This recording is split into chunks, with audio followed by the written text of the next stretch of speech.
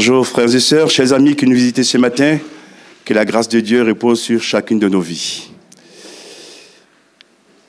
Seigneur m'a mis à cœur ce matin de vous parler du chiffre 40. Le chiffre 40 dans la Bible, c'est le thème de ce matin.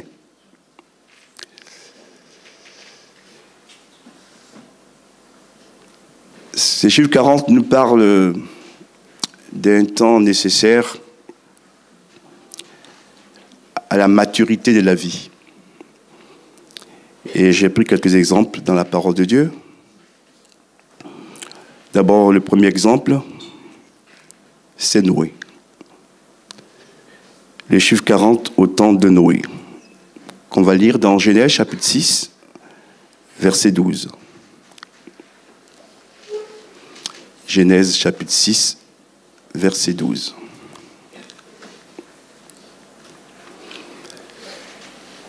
La pluie tomba sur la terre 40 jours et 40 nuits.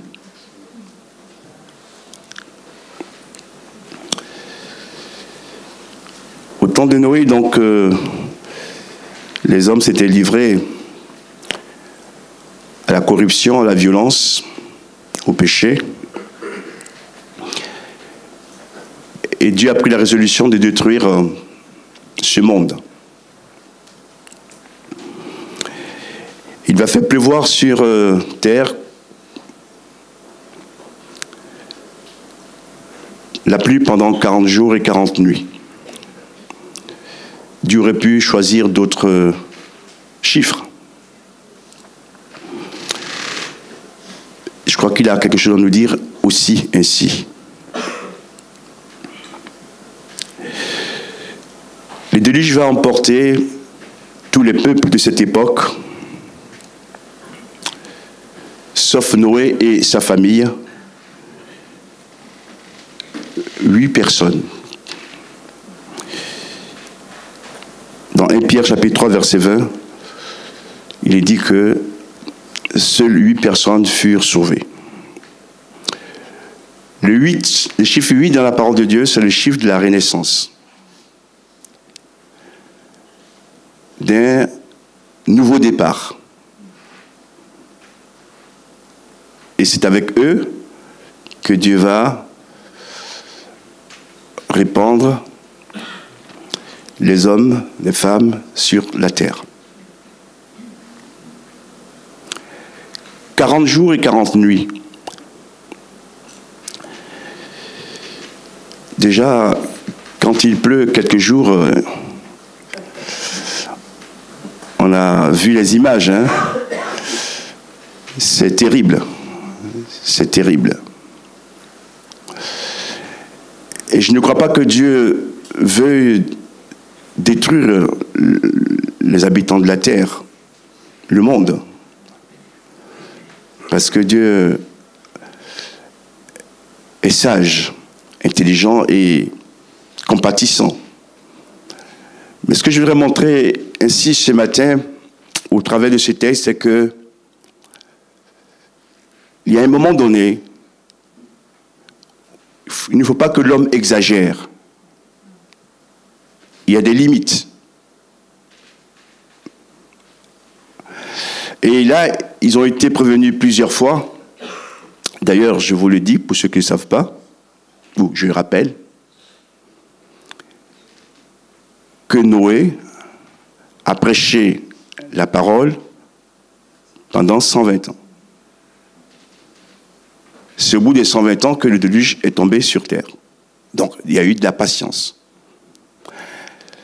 Et même quand Dieu a détruit ce monde, il a décidé de ne plus détruire le monde par l'eau. Et le signe, c'est l'arc-en-ciel. L'arc-en-ciel. C'est pour dire que Dieu ne détruit jamais pour se faire plaisir. Mais parce que l'homme est en danger, il faut repartir sur une nouvelle base. C'est pourquoi il intervient. Et on le voit très bien d'ailleurs, c'est que si il est parlé des 40 jours et 40 nuits. Le nombre de personnes sauvées, c'est 8. Il y a une intelligence, une sagesse qui construit ce monde. C'est Dieu lui-même. Et quel que soit le mal que tu as commis, le péché que tu as commis, je le dis ce matin, Dieu ne veut pas te détruire. Dieu veut que tu répartes, comme Noé et ses enfants, avec le chiffre 8. Amen. Je ne suis pas un mathématicien, mais le chiffre 8 nous parle de l'infini. Amen. Dieu veut une vie abondante pour son peuple, pour chacun de nous. Même s'il y a l'épreuve, même s'il y a la sanction, ce n'est pas la finalité. La finalité, c'est pour nous aider à dépendre de lui entièrement. Amen. Je termine cette partie en disant ceci. Dieu nous a créés libres. Mais on ne doit pas faire ce que nous voulons, chercher que nos intérêts. On doit aussi chercher l'intérêt, je dirais mieux, la gloire de Dieu dans le monde et dans nos familles. Que Dieu soit béni. Deuxième point, Moïse, qu'on peut lire dans Exode chapitre 24, verset 18. Pour vous épargner une longue lecture, j'ai sélectionné des versets. Il est écrit, Moïse demeura sur la montagne 40 jours et 40 nuits.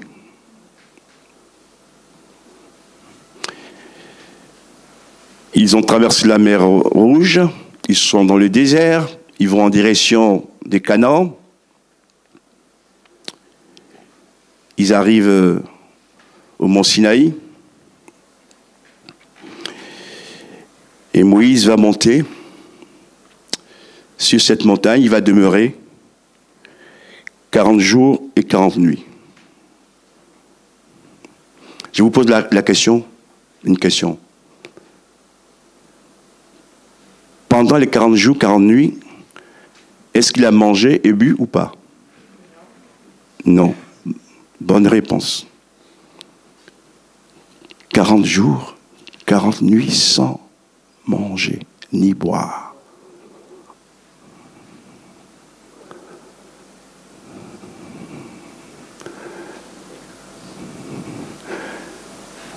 Je voudrais vous dire que lorsque on est dans le plan de Dieu et qu'on obéit à sa voix et qu'il nous demande quelque chose qui semblerait impossible à nous les humains,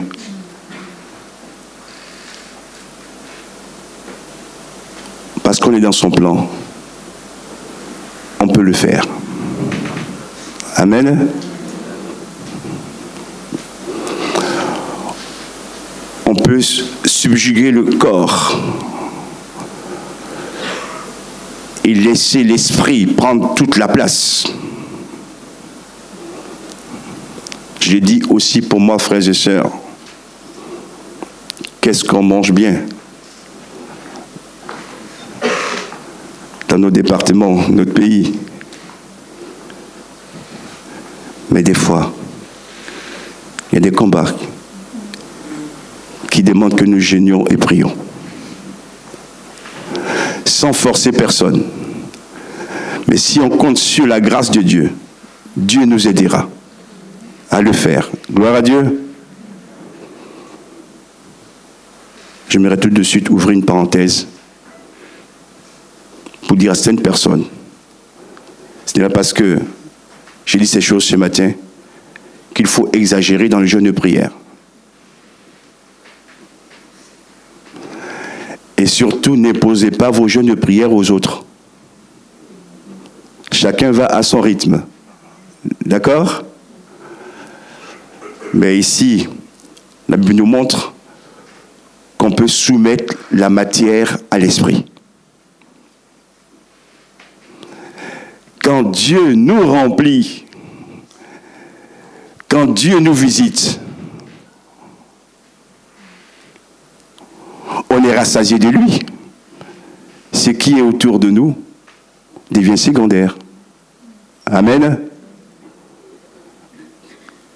Que Dieu remplisse nos âmes de son esprit, au nom de Jésus.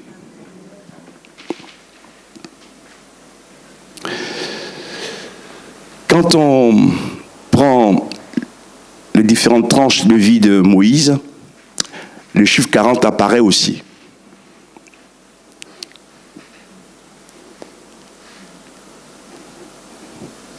Il est resté d'abord 40 ans en Égypte,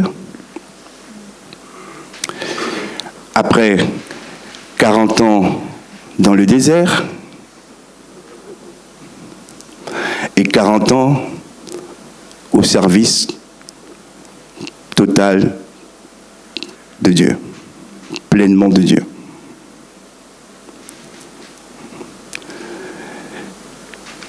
La première tranche nous parle d'un temps de bonheur matériel. Mais Dieu le permet aussi dans nos vies. Que nous ayons nos 40 ans des calmes, des bonheurs et des réussites. Et puis, va suivre 40 ans de désert.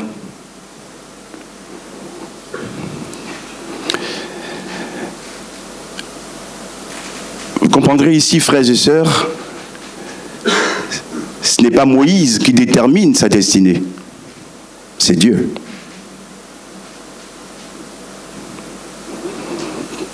Parce qu'aller souffrir au désert pour souffrir, personne n'en veut, hein. Mais si Dieu vous envoie dans le désert, comme Moïse, pendant 40 ans, qu'est-ce que vous faites?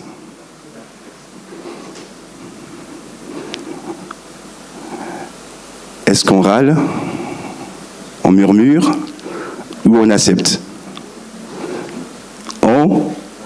On accepte. Je vous le dis, frères et sœurs. Les 40 ans de désert de Dieu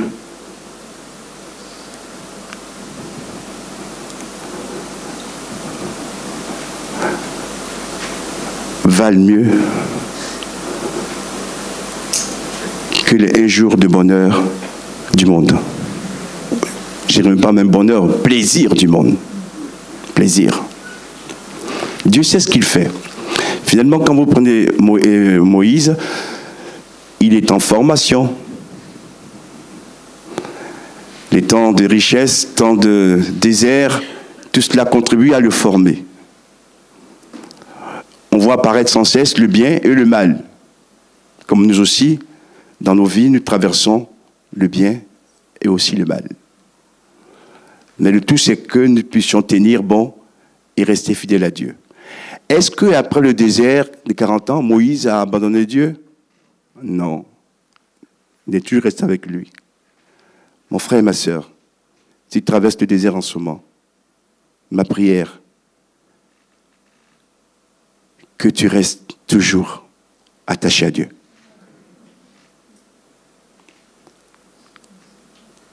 Ne prends pas une voie de détour. Reste et demeure dans la foi. Le Seigneur interviendra en ta faveur. Et les 40 années qu'il lui reste à vivre, il va l'utiliser pour servir Dieu. en plein temps, totalement.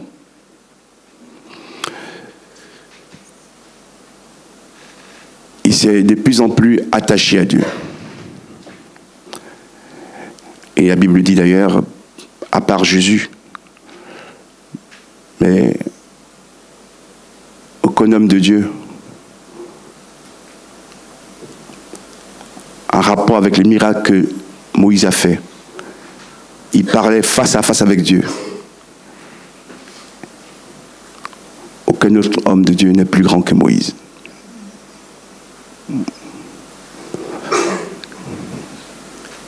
Quelqu'un m'a dit un jour, pasteur, et les morts du Premier Testament, ou les croyants du Premier Testament, pour être plus précis, les croyants du Premier Testament, qu'est-ce qu'ils vont devenir? J'aimerais te dire ceci, pour t'aider à comprendre, n'aie pas de crainte. Sur la montagne de transfiguration, il y avait Jésus, il y avait qui aussi? Élie et Moïse. Donc ne crains pas pour ces personnes. Dieu sait que ceux qui sont sauvés sont sauvés. Amen. Nous, on doit plutôt prier pour les membres de nos familles, pour ceux qui nous entourent, qui ne sont pas encore convertis. Pour Moïse et Élie, Dieu sait où ils sont. Amen.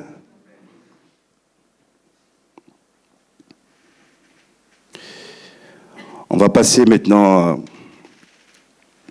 un autre exemple. Troisième point, Israël.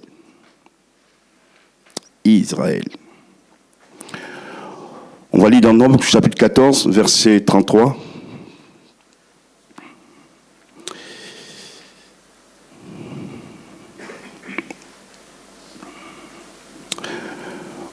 Vos enfants paîtront 40 années dans le désert et porteront la peine de vos infidélités, jusqu'à ce que vos cadavres soient tous tombés dans le désert. Lorsque Dieu libère le peuple hébreu d'Égypte,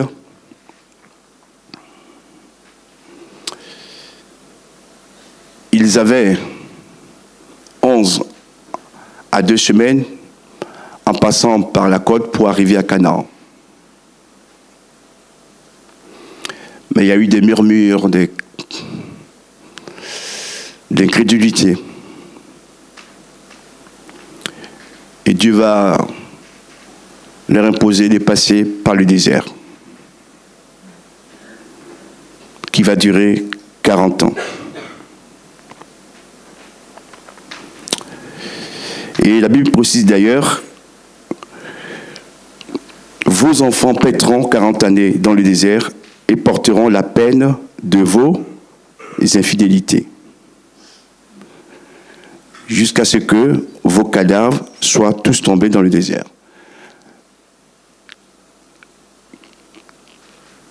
Quels sont les cadavres qui sont tombés dans le désert? C'est ceux qui n'ont pas cru. Il y a aussi une leçon à nous donner.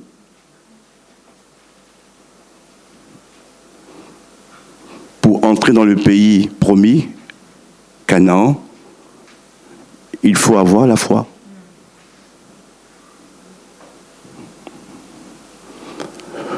Pour entrer dans le paradis de Dieu, il faut avoir la foi.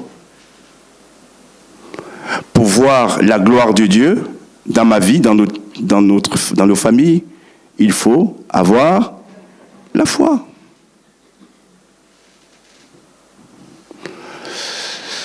Et certains, parce qu'ils n'ont pas cru et ont voulu démobiliser le peuple d'Israël, leurs cadavres sont tombés dans le désert. Je voudrais vraiment être franc avec vous ce matin en disant ces choses. Les cadavres qui sont tombés dans le désert, est-ce que ce sont les cadavres des Égyptiens? C'est les cadavres du peuple de Dieu.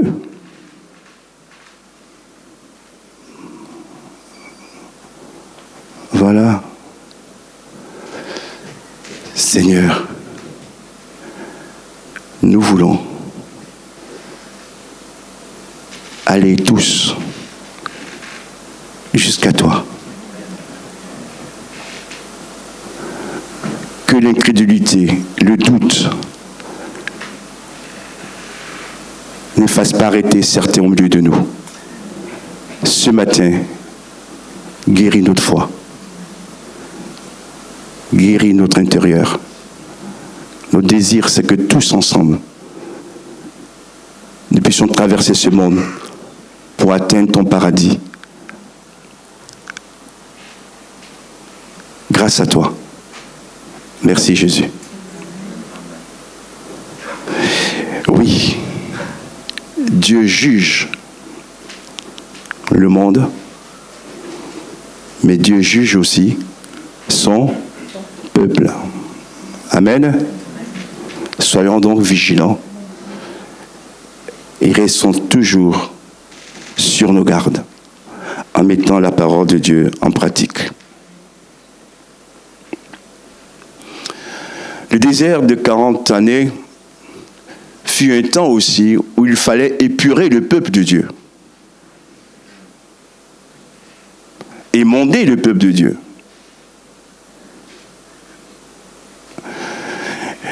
Dieu se servit de ces moyens pour sanctifier Israël,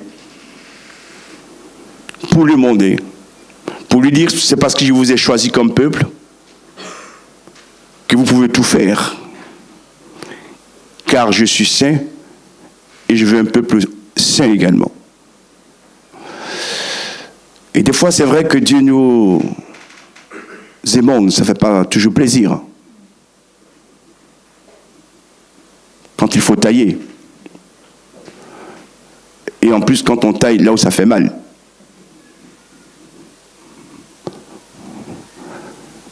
Sans anesthésie, ça fait mal.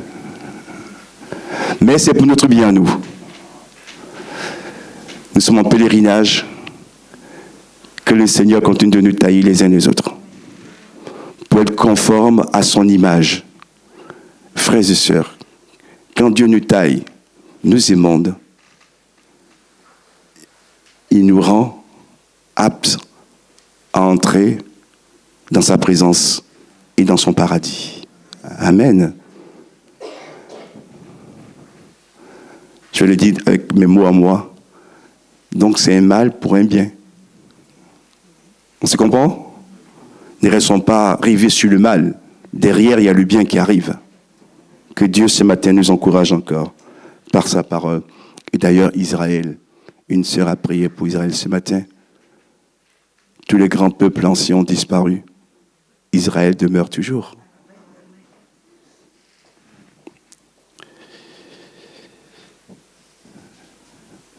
Et quand j'ai vu ces images, les dernières, les images des otages libérés, ça m'a fait penser à quoi? À la Deuxième Guerre mondiale? Ou à la libération? Les premiers qui ont libéré les déportés, c'était les Russes, il ne faut pas l'oublier. Les Américains, Anglais sont arrivés après. Il y avait des gens qui n'avaient même plus de peau. On voyait que les os. Comme si l'histoire se répète. Mais que nous dit le Seigneur Jésus? Quand ces choses commenceront à arriver, redressez la tête, car vos délivrances est proche. Jésus arrive, hein?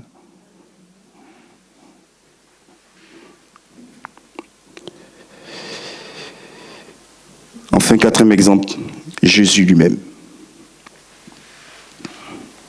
Jésus. On va lire dans Matthieu chapitre 4, verset 2.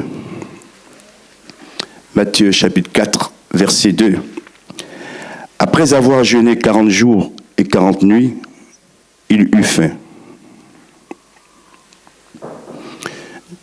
Jésus a jeûné et prié pendant 40 jours et 40 nuits. Au début de son ministère. Là aussi, il va soumettre son corps à l'esprit.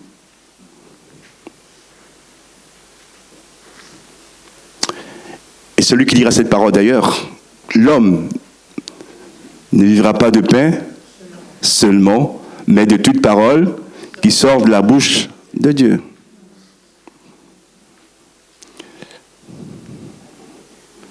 Les boulangers ont fait de grands progrès de la fabrication des pains aujourd'hui. On peut en consommer autant qu'on veut, mais ça ne remplace pas le pain de Dieu. Hein. Le pain de vie. Seigneur, merci pour ce pain de vie. Merci pour ta parole. Jésus a eu faim. Et Chiffre 40 revient là aussi pour nous montrer que Dieu est toujours celui qui écrit l'histoire. Il y a sa signature partout. Dans l'Ancien, je n'aime pas trop le mot Ancien Testament, je préfère le mot Premier Testament. Parce que quand on dit Ancien, comme s'il faut s'en séparer. Voilà. Premier Testament, Dieu est présent. Et dans le Nouveau Testament, Deuxième Testament, Dieu est encore là. On voit la signature de Dieu partout.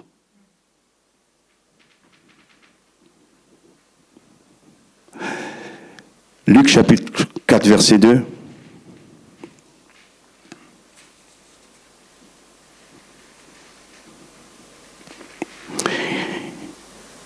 Il est écrit, il fut tenté par le diable pendant 40 jours. Jésus a jeûné pendant 40 jours. Et il fut tenté par le diable pendant 40 jours.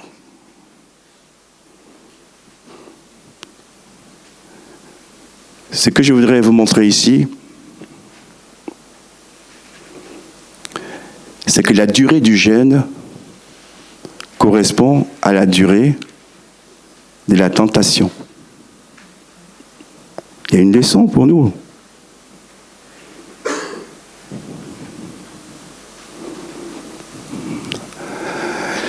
Jésus est Dieu, bien sûr. Il est homme aussi, 100% homme. Mais ce texte vient nous dire ceci, que dans le combat contre l'ennemi,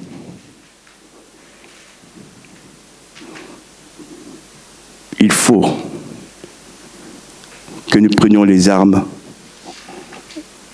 au même niveau que le diable.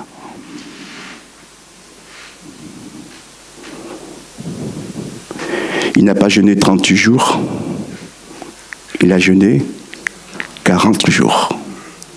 Il était tenté 40 jours. Il va résister à toutes les tentations parce qu'il a fait ce qu'il fallait au départ.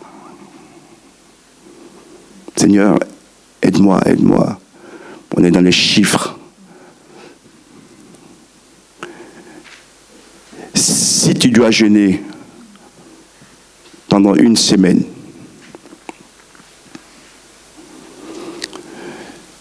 et que le diable va te tenter pendant une semaine également, mais que tu jeûnes un seul jour, tu n'auras pas assez de force pour lui résister. Si tu dois être tenté pendant 7 jours et que le diable, que tu jeûnes pendant 3 jours, ce n'est pas suffisant. Ce que je voudrais vous montrer, frères et sœurs, c'est que autant l'attaque est terrible, autant notre opération doit être aussi minutieuse et n'est pas laisser un jour en moins. Vous me comprenez? Sans viser qui que ce soit.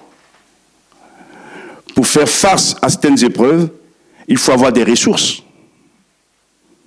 Si tu n'as pas les ressources, tu ne vas pas avancer. N'allons pas faire comme les fils de Sheva, qui vont chasser des démons, qui disent, nous vous chassons au nom de Jésus que Paul prêche. Non, non, non, ça ne marche pas, ça. Ce n'est pas au nom de Paul, c'est Jésus qui chasse les démons. Et il faut connaître, avoir une intimité avec lui. C'est important. Mes frères, mes sœurs, je donne cette image ce matin pour nous dire que autant la lutte est âpre, autant nous devrons nous aussi nous tenir au pied de la croix. Amen. Persévérer jusqu'au bout, avoir une communion intime avec Dieu. Et c'est lui qui nous donnera alors la victoire. Parce que Jésus a vaincu Satan. Jésus lui a résisté. Il n'a pas pu le faire chuter. Et on l'a chanté, ce merveilleux nom. Et c'est la première fois qu'un homme est tenté par le diable et qui lui résiste triomphalement. Amen. Amen. Merci Seigneur. Aide-nous à comprendre ces vérités pour que nous puissions avancer les uns les autres dans le nom de Jésus.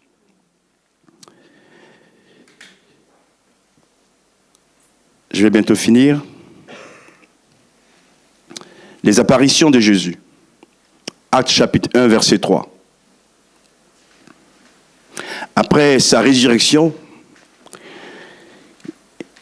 la Bible dit ceci, après avoir souffert, Jésus se présenta à eux, à ses disciples vivants, et leur en donna de nombreuses preuves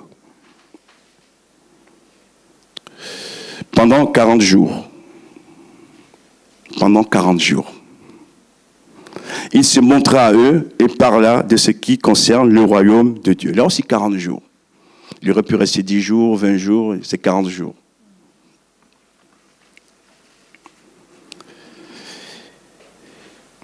« 40 jours pour apparaître aux disciples.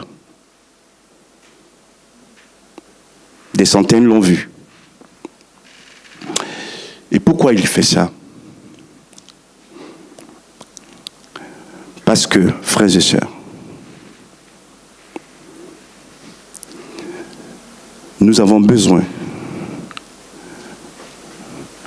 même si on a la foi, ou pas assez de foi, peu importe, de sentir la présence de Jésus à nos côtés.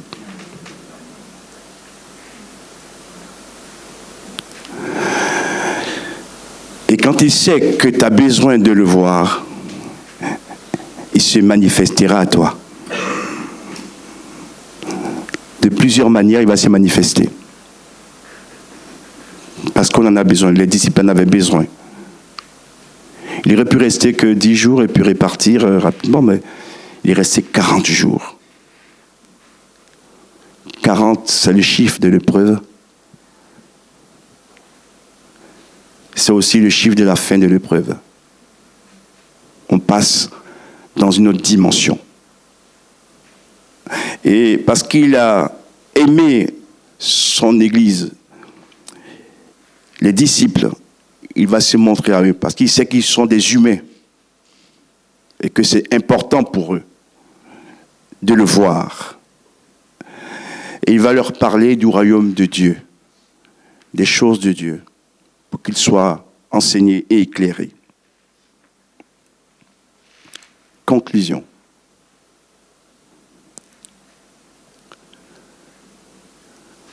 Vous comprenez maintenant pourquoi vous êtes dans le département 40 ?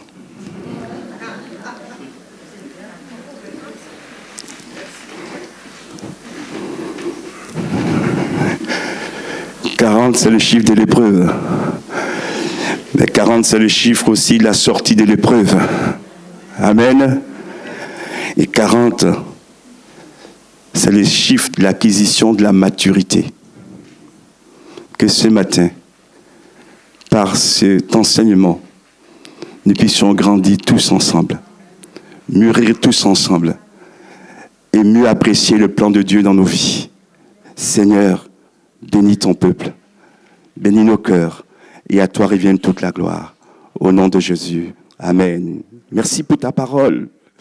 Merci de nous encourager, de nous enseigner, de nous ouvrir les yeux sur les réalités spirituelles et de nous montrer que depuis le premier livre de la Bible jusqu'au dernier livre, Ta signature est présente. Il n'y a rien qui s'est fait au hasard. Tu contrôles tout. Seigneur, merci. Alléluia. Si mon frère traverse le désert, fortifie son cœur, fortifie son âme. Si ma sœur est découragée, restaure-la au nom de Jésus. Seigneur, nous savons où nous allons. Le chemin est parfois long. Mais ce que nous savons, c'est qu'un jour nos yeux te verront. Merci pour ton grand amour que tu manifestes chaque jour pour chacun de nous. Éclaire-nous dans nos plans, dans nos chemins, que personne ne s'égare loin de toi. Et en ton nom, nous sommes vainqueurs. Tu as vaincu l'ennemi de nos âmes. Tu nous as libérés pour rester avec toi pour toujours. Bénis aussi nos personnes âgées. Garde celles qui ne peuvent pas venir en ce moment aussi. Seigneur, à ton nom soit la gloire. Tu es le plus beau des fils de l'homme. Au nom de Jésus, le malade est guéri. Au nom de Jésus, l'aveugle voit. Au nom de Jésus, le sourd entend. Au nom de Jésus, le mieux parle. Au nom de Jésus, la lumière resplendit. À lui soit la gloire au siècle des siècles. Amen.